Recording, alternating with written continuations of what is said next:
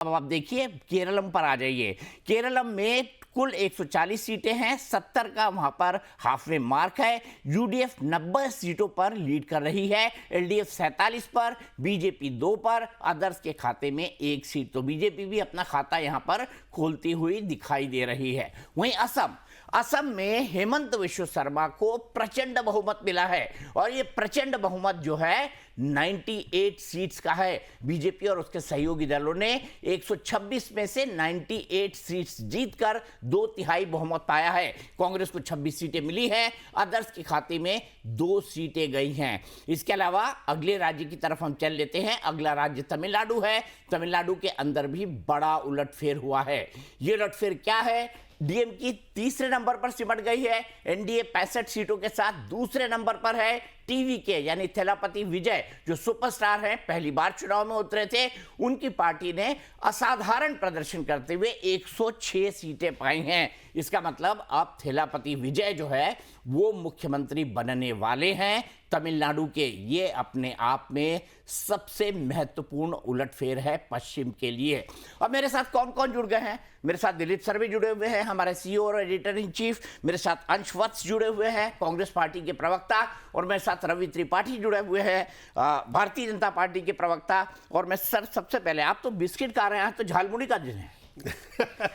मोदी जी झालमुड़ी खा चुके हैं, खा चुके हैं और इलेक्शन के अंदर वो बहुत बड़ा नैरेटिव बना था। वो नैरेटिव बनाया उन्होंने। वो जानते हैं कि कौन कौन सी वो चीजें हैं जिससे बंगाल में जहां वो जाते, देखिए यही है, इसी को कहते हैं रणनीति, नेता और उनको कनेक्ट करना। और मोदी और ममता दोनों में, मोदी और दीदी दोनों में ये स्वभाव है कि वो आज अभी ममता का अभी जो बयान आया है कि वो अपने कार्यकर्ता को आखिरी तक कहते हैं कि जाओ बैठो लड़ो, हारने की बात नहीं है। अभी तो 2-3 राउंड ही हुआ है। हाँ। तो मुझे लगता है कि ये एक बड़ी इंटरेस्टिंग सी चीज है। और सबसे इंटरेस्टिंग सा चीज, देखिए झालमुड़ी दिखाई देगी आपको जी। ये कार्यकर्ता झालमुड़ी लेके घूम रहे हैं, महिलाएं झालमुड़ी के साथ जो है वो जश्न भी बना रही हैं। पश्चिम बंगाल के कई इलाकों में देखो मेरा फेवरेट है। वैसे देखिए झालमुड़ी खाई जा रही है सर। ये मेरा फेवरेट है। आपका फेवरेट? मेरा फेवरेट तो मंगवाया जाए क्या सर यहाँ पर? बिल्कुल मंगवाया जा सकता है कि ये एक ऐसा, मेरे ख्याल से लोकल मार्केट में मिल जाना चाहिए कहीं। ये नहीं मिलेगा। जो बंगाल का जो झालमुड़ी है वो आपको कहीं नहीं मिलेगा। ना बिहार वाला जो मिलता है वो कहीं, वो झारखंड और बंगाल और बिहार उस इलाके में वो बहुत पॉपुलर है। उसकी एक खासियत होती है, उसमें सरसों का तेल इस्तेमाल होता है और यहाँ पे वो चीज़ नहीं होता है इस इलाके में। ये मैं आपको बता सकता हूँ कि अंतर क्या है। लेकिन यही अंतर है। अंतर ये है कि आज 184 सीट जो है वो घट के 164 पे नहीं आने वाला है। ममता बनर्जी, इंतज़ार उनको करना चाहिए कि आखिरी मत जब पेटी गिना जाए, ख़त्म हो जाए, ईवीएम जब ख़त्म हो जाए, तभी वहाँ से उनके कार्यकर्ता उठे। यही एक नेता, वो यही बात वो कह रही थी। और बीजेपी के लोग भी लगातार जिस जोश में है और जो आप दिखा रहे हैं, उससे तो बहुत साफ है कि बंगाल में कम से कम मुझे लगता है कि एक एक वोट को अगर कहीं पे भी कोई खामी होगी और चुनाव आयोग उसको उस तरह से करवाएगी। क्योंकि चुनाव आयोग को मैं लगातार कह रहा हूं कि चुनाव आयोग ने जिस तरह से इस चुनाव को करवाया है, आप अगर देखें 6% के आसपास का वोट बीजेपी में को आया है, बढ़त हुई है। और वही 6% 7% के ममता को कम हुआ है। और उसी के कारण आज जो ये बड़ा उलटफेर हमें दिख रहा है पश्चिम बंगाल में, उसके कारण है कि वोट परसेंटेज जो है एक पार्टी का गिरा है, ममता दीदी का वोट परसेंटेज गिरा है, बीजेपी का वोट परसेंटेज बढ़ा है। और उस बढ़ने और छोड़ तो 3% का अंतर रह गया है, लेकिन उस 6% का लॉस है और 6% का गेन है। अंतर 3% के दोनों के बीच में है।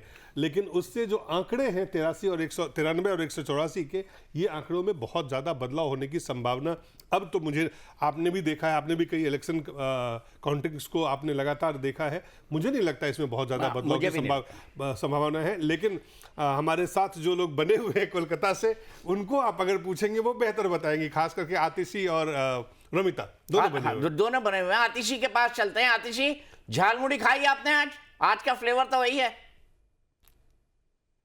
तो शाम को खाने वाली हूँ झालमुड़ी, घर में ही बना के खाने वाली हूँ और सबको खिलाने भी वाली हूँ। तो आप भी अगर यहाँ होते तो आपको भी खिलाती झालमुड़ी।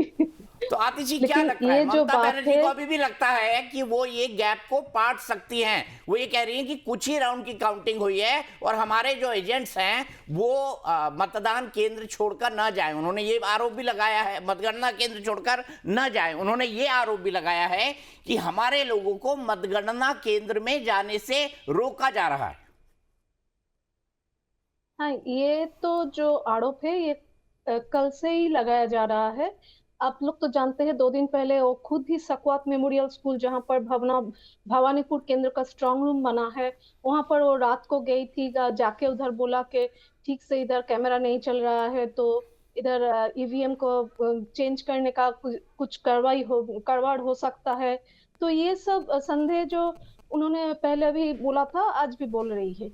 और तो एक है, आप तो वो लोग शायद आप लोग नहीं जानते, कोलकाता में ये भी एक अगवा, शायद अगवा ही है कि टीएमसी की तरफ से बोला जा रहा है कि बहुत सारा ईवीएम में भी कुछ गड़बड़ किया गया है।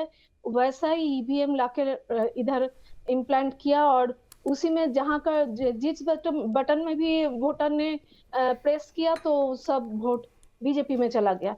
तो ये तो होता ही रहता है। और ममता जी के विरुद्ध भी एक अगवा इधर है।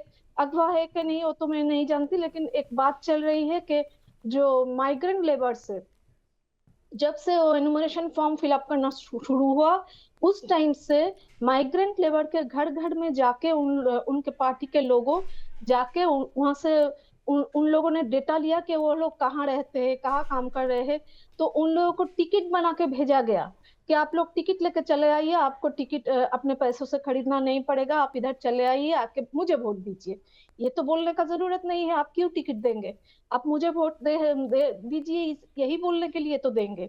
तो ये भी इधर चल रहा है। अभी कौन सा ट्रू है, कौन सा, अब आप तो जानते ही है, जब हार जाती है तो ये सब पॉलिटिकल पार्टी ये सब बोलते ही रहते हैं।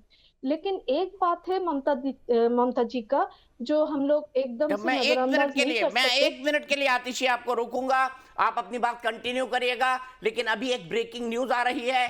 ये ब्रेकिंग न्यूज आसनसोल से है। वहां पर बीजेपी और टीएमसी कार्यकर्ताओं के बीच झड़प हुई है और हालात को काबू करने में वहां पर जो पैरामिलिट्री फोर्सेस है, केंद्रीय दल है, उनको बुलाया गया है। ये देखिए, ये तस्वीरें आप देखिए किस तरीके से कुर्सी तोड़ दी गई है, कुर्सियां फीकी पड़ी हैं। बीजेपी और टीएमसी के कार्यकर्ता यहाँ भिड़ गए और लोकल पुलिस और पैरामिलिट्री फोर्सेस ने भिड़ते हुए इन कार्यकर्ताओं को दूर किया।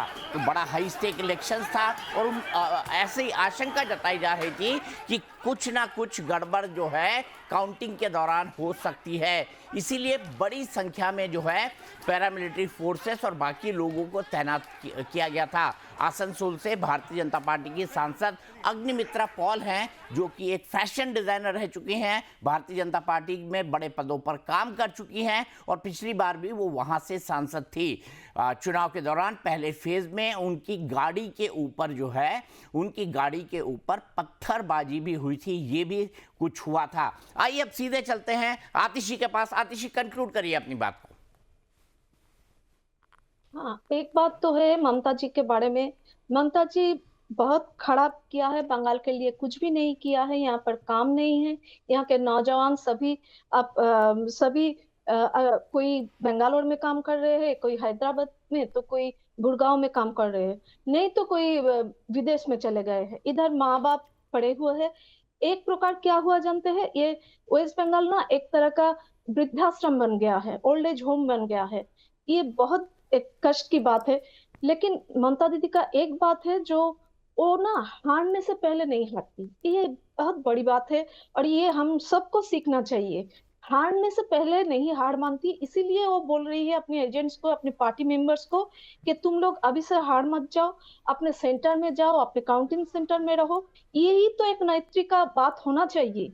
आप हारने से, रिजल्ट आउट होने से पहले आप क्यों हार जाएंगे। हाँ, आप बोल सकते हैं कि एक 92 और एक 187 या 190 के आसपास आ गए हैं, ये कभी मेकअप नहीं होगा, वो तो दूसरी बात है। आपको लड़ाई तो अंत तक करना पड़ेगा। यही ममता दी का एक खासियत है जो हम सबको सीखना चाहिए। ठीक है। लेकिन एक बात है, मैं यहाँ पर आपको बोलूंगी, ये जो आरजीकर का केस हुआ, मैं जो एक मिनट के लिए मध्यमगम का आतिशी हुआ, आपको रोकूंगा। वो लड़कियों डॉक्टर के महेश ऊपर। शर्मा, भारतीय जनता पार्टी के वरिष्ठ नेता, हमारे साथ जुड़ गए हैं। डॉक्टर साहब, सबसे पहले तो जीत की बधाई, क्या कहेंगे पश्चिम बंगाल की इस जीत पर? इस जीत की बधाई स्वीकार करते हैं और इसके लिए शब्द नहीं है जिसमें बयान किया जा सकता है। आज बंगाल के लोगों की जीत, बंगाल की जनता की जीत हुई है।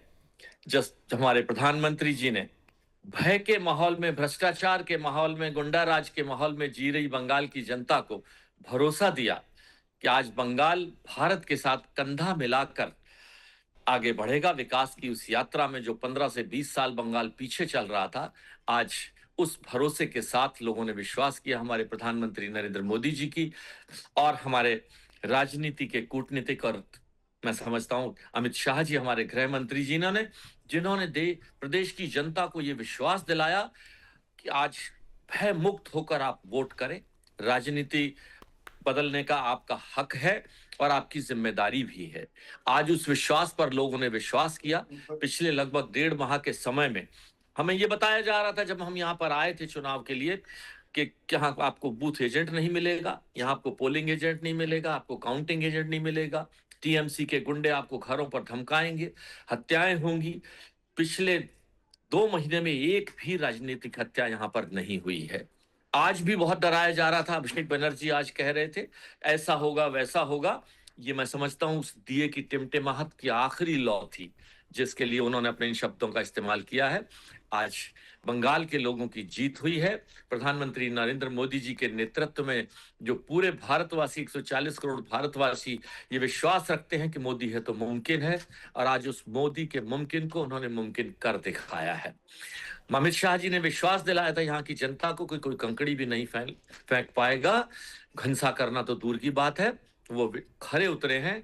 मैं एक घटना आपको बताना चाहता हूं कि कल रात को, जो मैं मारवाड़ से आता हूं, मारवाड़ के कुछ लोग जब यहाँ आए तो उन्होंने कहा हम आज दोपहर का खाना, मैं रोज यहाँ से दोपहर का खाना उनके घर से ही खाता हूँ, आज वो सवेरे हमें फोन कर कर कह रहे हैं कि आज आप खाना हमारे घर पर खाइए। ये विश्वास जो वहां के लोगों में बना है, मैं समझता हूं कि आने वाला समय बंगाल की माटी का पीछे इतिहास है। श्यामा प्रसाद मुखर्जी की माटी है, ये सुभाष चंद्र बोस की माटी है, गुरुदेव रविंद्रनाथ टैगोर की माटी है, बंकिम चंद्र चट्टोपाध्याय की माटी है। आज उस माटी के लोगों ने दिखा दिया है कि यहाँ की महिलाएं सम्मान से जीना चाहती हैं। 1000, 1500, 2000, 3000 के विषय की बात नहीं है। आज उनका सम्मान जागा है, उनका विश्वास बढ़ा है कि देश का प्रधानमंत्री नरेंद्र मोदी के नेतृत्व में आज यहाँ की महिलाएं, यहाँ का सनातन, यहाँ का हिंदुत्व, सब कुछ सुरक्षित है। यह विषय आज आया है और यही जीत का हमारी संकल्प था, और उसी जीत के रास्ते पर हम लोगों ने, भारतीय जनता पार्टी के लोग, यहाँ हमारे लोकल नेतृत्व ने, शुभेंदु अधिकारी जी, शमिक दा, आप इन सभी लोगों ने, दिलीप घोष जैसे सभी लोगों ने और बंगाल के कार्यकर्ताओं ने आज जिस भाव से इस चुनाव को लड़ा है, मैं बधाई देता हूं, उन्हें शुभकामनाएं देता हूं। और बंगाल के भविष्य के लिए भारत के लोग, सिर्फ बंगाल के लोग चिंतित नहीं थे, भारत के लोग, पूरे देश के कोने कोने के लोग चिंतित थे कि बंगाल में ये बदलाव होना चाहिए, और वो बदलाव हो गया।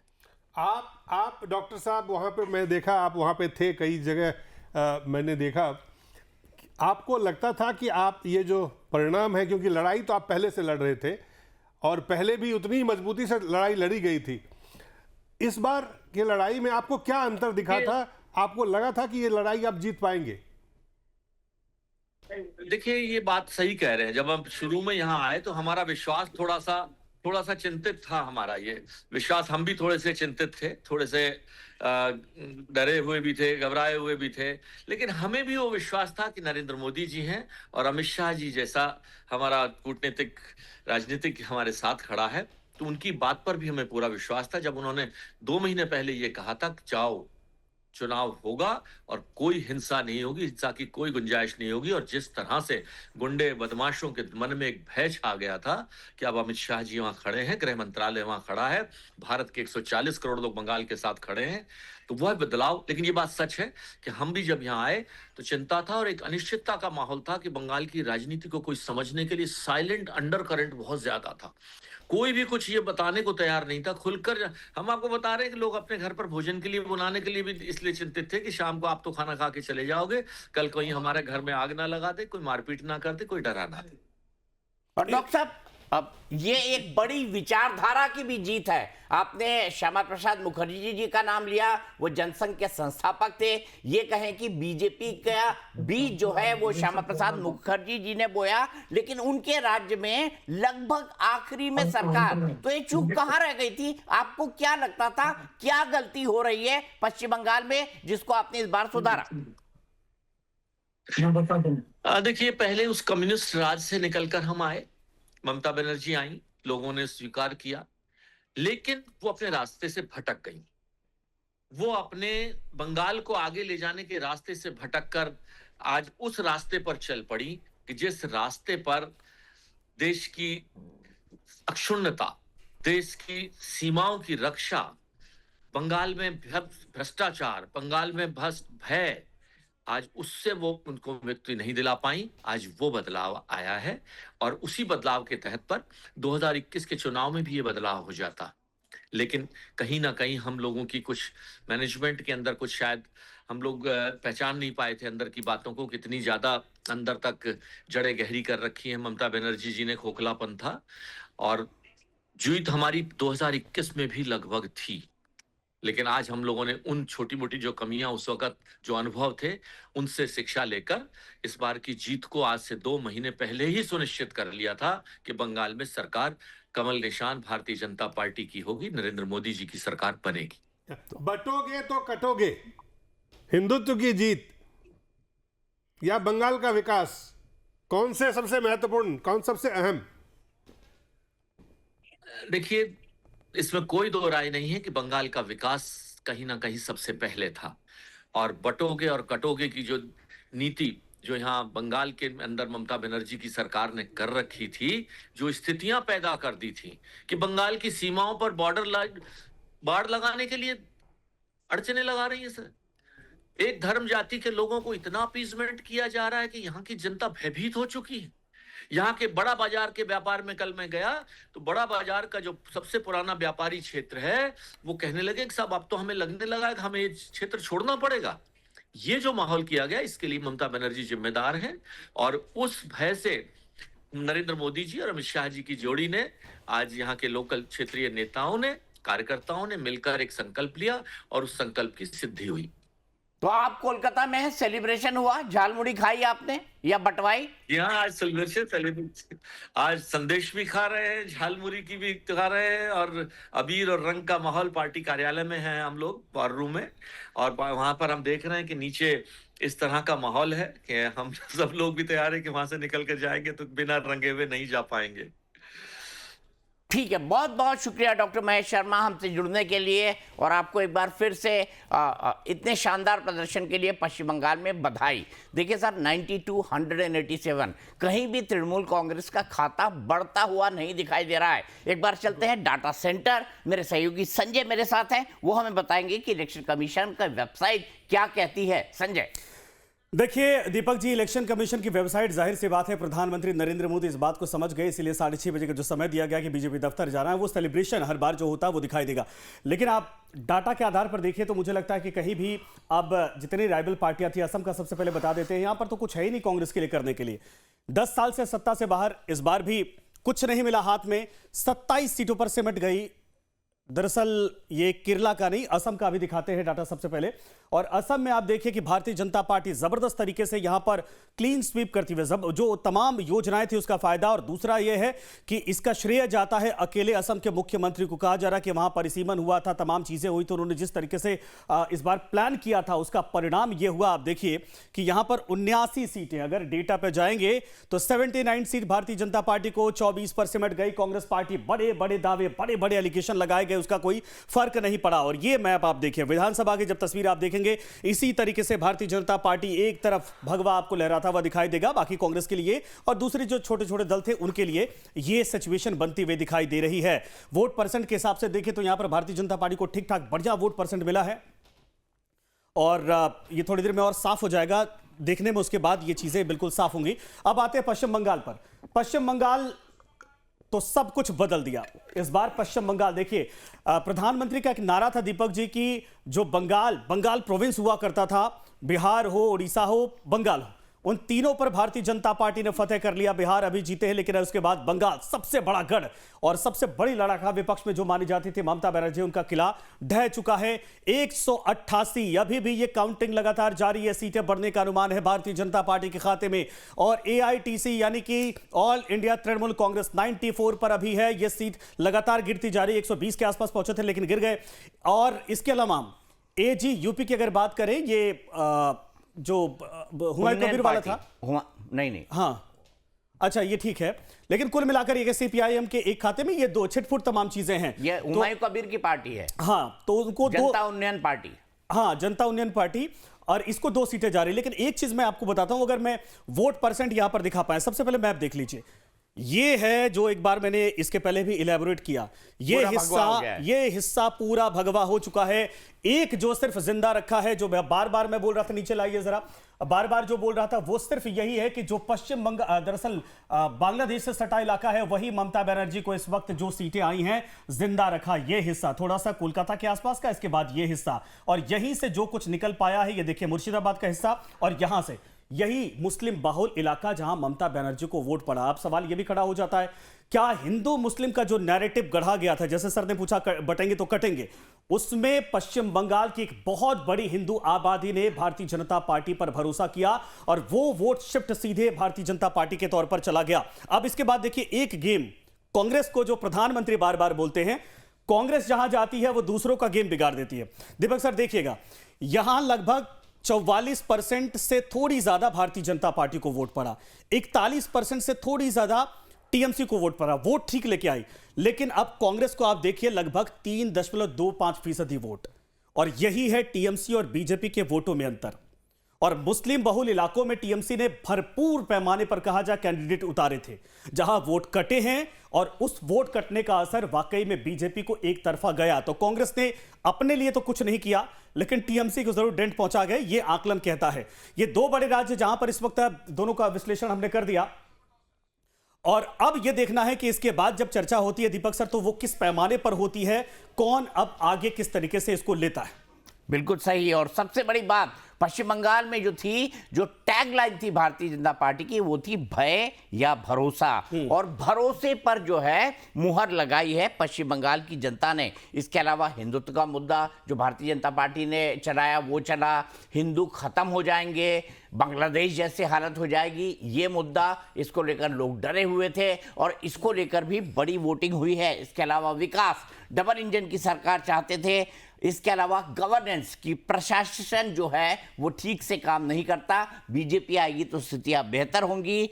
भ्रष्टाचार, क्योंकि डीप रूटेड ग्राउंड पे इतना ज़्यादा भ्रष्टाचार था कि उसके बारे में बात लगातार चुनाव से पहले हो रही थी। महिला सुरक्षा, आरजीकर का इंसिडेंट, और आपको पता है आरजीकर मेडिकल कॉलेज में जो लड़की के साथ दुष्कर्म हुआ और उसकी हत्या कर दी गई थी, उनकी मां को भी चुनावी मैदान में उतारा, और अभी तक के ट्रेंड के हिसाब से वो चुनाव जीत रही हैं। आज़ाद हुआ बंगाल, ये भारतीय जनता पार्टी का नैरेटिव है। और अभी मुझे आतिशी बता रही थी, आतिशी लगातार मुझे बता रही थी कि कैसे जो लोग हैं, जो लड़के हैं, लड़कियां हैं, वो बाहरी राज्यों में चले गए हैं काम करने के लिए, और कोलकाता और ग्रेटर कोलकाता और बाकी इलाका जो है एक तरीके से वृद्धाश्रम बन गया है। उनके मन में भी ममता बनर्जी को लेकर काफी रोष था, क्योंकि बेरोजगारी पश्चिम बंगाल के अंदर एक बड़ा मुद्दा है। अब सोच लीजिए, जो शहर भारत की राजधानी रहा हो, जहां से अंग्रेजों ने कई दशकों तक हम पर रूल किया हो, आज वो शहर किस हालत में है ये हम सब जानते हैं। सीधे चलता हूं रवि के पास, और रवि के साथ साथ मेरे साथ अंश वत्स भी जुड़े हुए हैं। रवि, मैं आपसे जानना चाहूंगा, इस पूरी जीत में आप किसको सबसे बड़ा फैक्टर मानते हैं, जो आपको लगा है प्राइमरी फैक्टर है? देखिए, सबसे बड़ा फैक्टर जो आपने कहा ना, पोलराइजेशन बहुत बड़ा फैक्टर है। जिस 30% को लेकर ममता बनर्जी 70% को डरा रही थी, वो 70% जागा है।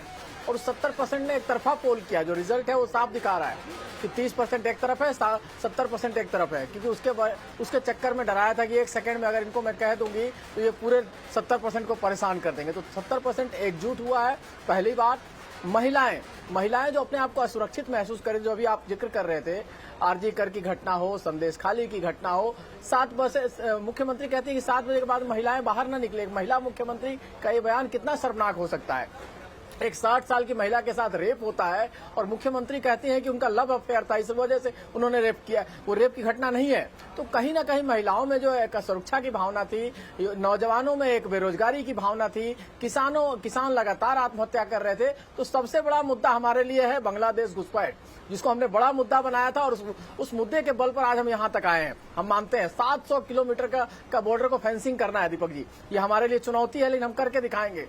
बार बार ममता बनर्जी से कहा जा रहा था कि जमीन दे दो, पैसा दे दिया गया बीएसएफ की तरफ से, फिर भी वो जमीन नहीं दी गई। तो सबसे पहले प्रायोरिटी हमारी है कि बांग्लादेशी घुसपैठी को चुन चुनकर बाहर निकालना है, वहां के लोगों को मजबूत करना है, वहां डेवलपमेंट करना है, महिलाओं को सुरक्षित करना है, रोजगार देना है। लगभग 6,500 इंडस्ट्री भाग गई बाहर, लगभग 21,000 यूनिट्स जो है इंडस्ट्रियल यूनिट्स बंद हो गई, लगभग 8,500 स्कूल वहां बंद हो गए जहां टीचर्स नहीं है, लगभग 26,000 लोगों की नौकरी गई। आपको याद होगा एसएससी घोटाला के तहत सुप्रीम कोर्ट ने उनको खारिज कर दिया उस केस को।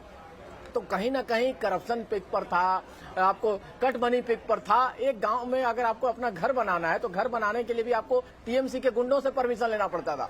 बालू कौन देगा, छड़ कौन देगा, सीमेंट कौन देगा, ये टीएमसी के गुंडे तय करते थे। तो लोग भय से त्रस्त हो चुके थे और हमारे प्रधानमंत्री मोदी जी ने जो भरोसा जताया, तो कहा कि भय वर्सेस भरोसे की लड़ाई है। अमित शाह जी ने, गृह मंत्री ने साफ तौर पे कहा कि इन गुंडों को उल्टा करके सीधा किया जाएगा। गृह मंत्री के अलावा हमारे योगी जी गए, उन्होंने कानून व्यवस्था का हवाला दिया कि यूपी जैसे राज्य में कैसे हमने कानून व्यवस्था संभाला है। तो लोगों ने हम पर भरोसा किया है, विश्वास किया है और उस भरोसे की जीत है, भय पर भरोसे की जीत है ये। और उस भरोसे को हम कायम करेंगे, डेवलपमेंट करेंगे, सुरक्षा देंगे लोगों को, रोजगार देंगे लोगों को। और तमाम साउथ और नॉर्थ के बीच में गैप है वहां पे बंगाल में। अब दीपक जी एक एग्जाम्पल बताना चाहता हूँ, 5700 करोड़ 5,700 करोड़ दिया जाता है माइनॉरिटी के लिए और मदरसे के लिए बजट दिया जाता है। और पूरा जो नॉर्थ बंगाल है, जहां पूरे आदिवासी समाज के लोग, एससी समाज के लोग, जो राजवंशी समाज के लोग रहते हैं, तमाम लोग रहते हैं, उनके लिए सिर्फ 900 करोड़ का बजट है। तो क्या हद है, आपने एक तरह से कहा जाए तो मुस्लिम अपीजमेंट का। एक तरफ उनका जो मेयर है, जो फरहाद हकीम जो मेयर है कलकत्ता का, वो बयान देता है खुलेआम में कि आने वाले समय में 50% आबादी जो है बंगाल की है वो उर्दू बोलने लगेगी।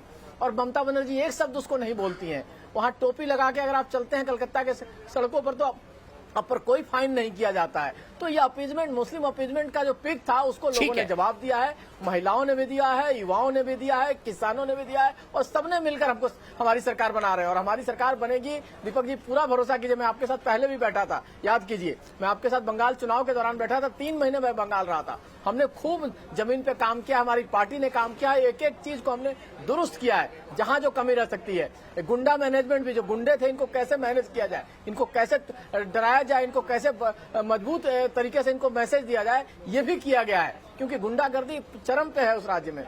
एक लोकतंत्र में एक ऐसे हो सकता है कि अब डरा कर लोगों को वोट करें, जहां लोगों को नॉमिनेशन नहीं करने दिया जाए। 2018 का पंचायत चुनाव याद कीजिए, जहां पंचायत चुनाव में सुप्रीम कोर्ट को दखल देना पड़ा और ये कहना पड़ा कि व्हाट्सएप पे आप नॉमिनेशन पेपर दे दीजिए और व्हाट्सएप पे आपका नॉमिनेशन पेपर एक्सेप्ट कर लिया जाएगा।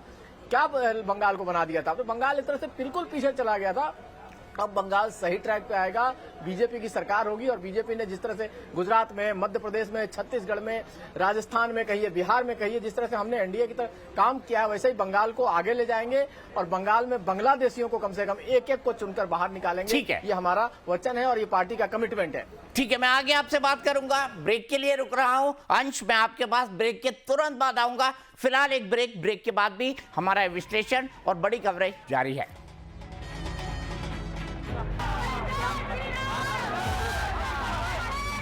हिंदू सब हिंदू बूथ में जीत हुई है, हिंदू बम्पर वोट कर दिया बीजेपी। बंगाल का जीतना बहुत जरूरी था। आज बंगाल आजाद होगा। डबल इंजन की सरकार अब असम में भी सरपट दौड़ेगी और बंगाल में भी सरपट दौड़ेगी। निर्णायक मतदान दिया है और मैं कह सकता हूं, बहुत साल पहले अटल जी ने ये वाक्य बोला था, अंधेरा छटेगा, सूरज निकलेगा, कमल खिलेगा। अरे जीत हो गई है, अब परिवर्तन होगा।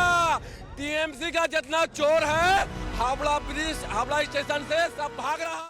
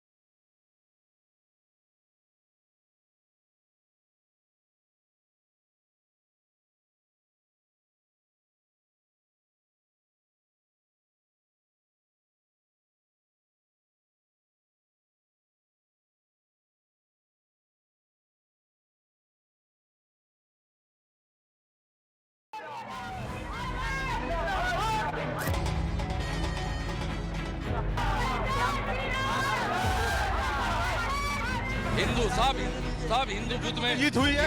हिंदू बम्पर वोट कर दिया बीजेपी। बंगाल का जीतना बहुत जरूरी था। आज बंगाल आजाद होगा। डबल इंजन की सरकार अब असम में भी सरपट दौड़ेगी और बंगाल में भी सरपट दौड़ेगी। निर्णायक मतदान दिया है और मैं कह सकता हूं बहुत साल पहले अटल जी ने ये वाक्य बोला था, अंधेरा छटेगा, सूरज निकलेगा, कमल खिलेगा। अरे जीत हो गई है, अब परिवर्तन होगा। टीएमसी का जितना चोर है हावड़ा ब्रिज, हावड़ा स्टेशन से सब भाग रहा है, लंबा लगा हुआ है। तो कुछ दिलचस्प आंकड़े हैं सर, मैं आपको बताता हूं। ये एक बड़ी दिलचस्प बात ये है कि गंगोत्री से गंगा सागर तक अब सब जगह भारतीय जनता पार्टी की सरकार है। तो आप गंगोत्री से शुरू करिए और पश्चिम बंगाल में गंगा सागर तक जाइए। झालमुड़ी की हम बात कर रहे थे।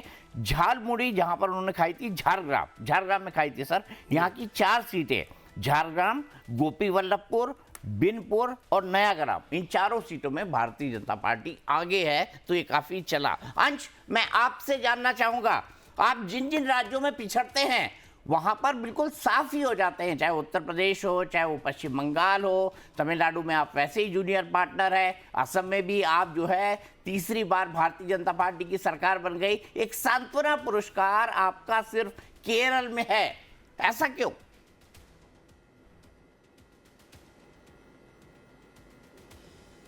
नहीं, तो केरल में क्या खुशी की बात नहीं है? खुशी की बात होनी चाहिए। कांग्रेस के लिए इन पूरे चुनाव में खोने के लिए कुछ नहीं था, पाने के लिए था। और इस बीच में हमने केरल में जो है हमने जो ऐतिहासिक जीत वहां पे दर्ज की है। उस राज्य में हमने ऐतिहासिक जीत दर्ज की है जहां पे सबसे ज्यादा आरएसएस की शाखाएं लगाई जाती हैं। उस राज्य में कांग्रेस पार्टी अगर अपना मुख्यमंत्री बना रही है तो ये एक बहुत ही ज्यादा ऐतिहासिक क्षण है। रही बात भारतीय जनता पार्टी केरल में फिर से जो है साफ हो गई।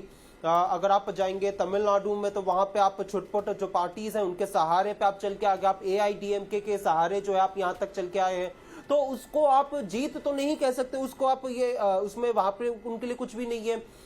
रही बात पश्चिम बंगाल में, तो हाँ, पश्चिम बंगाल में इनकी ये जो है आगे है, बढ़त इनके पास है।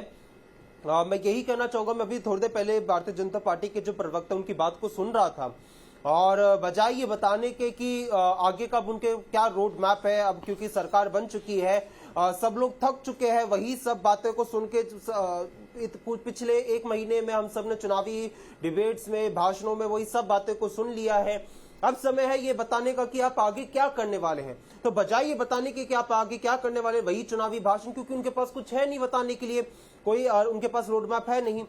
लेकिन अब चूंकि इनके पास बढ़त है तो मैं उम्मीद करता हूं कि अगले साल जब कोई भी चुनाव आएगा, फिर चाहे वो बात उत्तर प्रदेश की हो, पंजाब की हो, कहीं के भी चुनाव आए, तो वहां पे ये घुसपैठियों का जो है मुद्दा नहीं उठाएंगे। क्योंकि जो ये नारा लगाते थे, दावे करते थे कि जमीन नहीं दी गई, फेंसिंग इतनी रह गई है, घुसपैठी आ जाते हैं, दुनिया भर का सब कुछ बोलते थे, तो अब वो नहीं होगा, क्योंकि पश्चिम बंगाल में जो है क्योंकि अब इनके पास वहां पे है मौका, तो वहां पे अब ये फेंसिंग भी कर लेंगे, रोकने की भी जो ये कहते थे वो भी आई थिंक सब शायद रुक जानी चाहिए, क्योंकि अब तो इनके पास बहाने मारने के अलावा कोई बहाना है नहीं बचा। रही बात कांग्रेस के प्रदर्शन की, तो कांग्रेस का जो प्रदर्शन था हमारे लिए बहुत ही ज्यादा इस बार जो है चैलेंजिंग रहा था बंगाल में, क्योंकि अगर आप देखेंगे किस प्रकार से वहां पे टीएमसी ने जो गुंडागर्दी वहां पे की हुई थी, किसी से छुपा नहीं है। हमारे कार्यकर्ता देवजी चैटर्जी को मार दिया था वहां पे, जगह जगह जहां पे कांग्रेस की बढ़त होती। नहीं, वही तो मैं कह रहा हूं ना। तो अगर हमारे जो वर्कर्स हैं उनके आप घरों से पानी को बंद कर देंगे, घर बुलडोज कर देंगे, तो आपने जो ये हमने चुनौतीपूर्ण समय पे ये चुनाव लड़ा है, तो इसको चुनौतीपूर्ण समय की हमारी जो मेहनत है उसको नकारा तो नहीं जा सकता है। हम साफ कहां हैं? हम क्या केरल में नहीं है? क्या केरल में आज कांग्रेस की सरकार नहीं है? हाँ है केरल में। आज भारतीय जनता पार्टी केरल में साफ है, आज तमिलनाडु में साफ है। आज कहां की बात कर रहे हैं आप? असम की बात कर रहे हैं। असम में जहां पे हमारे एक मिनट के लिए आपको रोकूंगा। ये जो सारे प्रवक्ता हैं भारतीय जनता पार्टी के, देखिए बीजेपी दफ्तर की तस्वीर आ रही है, फुल फ्रेम दिखा दीजिए इसको। कौन कौन दिखाई दे रहे हैं मैं आपको बताता हूं।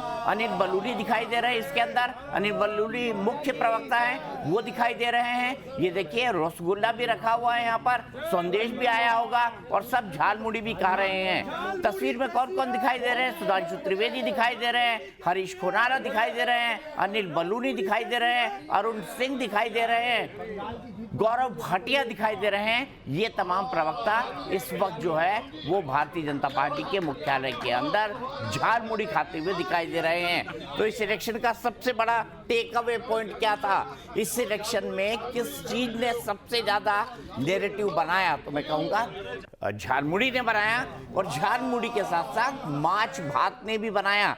तो ये नैरेटिव कैसे बने, इससे बंगाली अस्मिता को भारतीय जनता पार्टी ने कैसे जोड़ा, ये मैं समझूंगा रोमिता जी से। लेकिन उससे पहले सीधे चलता हूं अंश के पास। अंश अपनी बात कंक्लूड करें।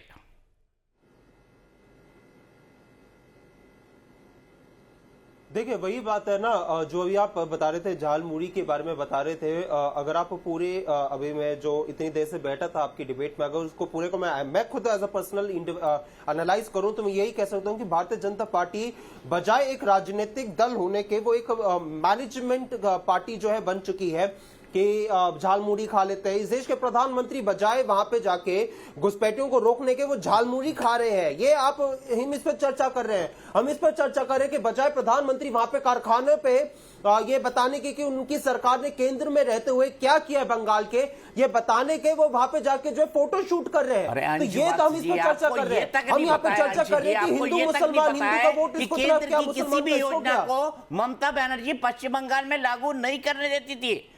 जितनी भी योजनाएं केंद्र की थी उससे ही मिलती जुलती योजनाएं वो मुझे ये पता है, मुझे शुरू कर देती थी। और भारतीय जनता पार्टी ने इसी को नैरेटिव बनाया। नहीं दीपक जी नहीं सुनिए नहीं दीपक जी, मैं आपको बताता हूं। मुझे यह पता है कि कैसे कलकत्ता हाईकोर्ट ने लताड़ लगाए केंद्र की सरकार को कि आपने मनरेगा के फंड को जारी नहीं किया, 3 साल तक रोक के रखा। मुझे यह पता है कि प्रधानमंत्री आवास योजना का पैसा मोदी जी ने लागू नहीं किया, उसको जारी नहीं किया। मुझे यह पता है प्रधानमंत्री सड़क योजना का जो पैसा है केंद्र की सरकार ने बंगाल तक नहीं पहुंचाया। अरे वो ममता जी ने, अच्छा मतलब ममता दीदी ने नहीं देने दी भाई। नहीं, ममता दीदी ने लागू नहीं करने नहीं। एक सेकंड दीपक जी, ममता दीदी जो है रोक रही हैं और कलकत्ता हाईकोर्ट जो है केंद्र सरकार को लताड़ लगा रहा है कि आप पैसे जारी करो मनरेगा के लिए। क्या कमाल की बात कर रहे हैं। मतलब कलकत्ता हाईकोर्ट को पता नहीं कि किसको हमें बोलना है कि पैसा जारी करो। क्या बात कर रहे हो आप? ये खुद पार्लियामेंट की जो है स्टैंडिंग कमेटी में आया है कि हाँ जो है मनरेगा के पैसा उन्होंने रोक के रखा था। क्या बात कर रहे हो आप? खुद देखिए कलकत्ता हाईकोर्ट ने क्या उनको नहीं कहा था केंद्र की सरकार को। क्या बात कर रहे हैं आप दीपक जी? कलकत्ता हाईकोर्ट ने जो है मनरेगा के फंड के लिए बोला, सड़क योजना के लिए बोला, आवास योजना के लिए बोला कि अपने पैसा जारी नहीं करते। मैं आपको इसका जवाब रोमिता दत्ता जी से दिलवाऊंगा, मैं उसके बारे में भी आपसे बात करूंगा। लेकिन आइए सबसे पहले सीधे चलते हैं, हमारे साथ इस वक्त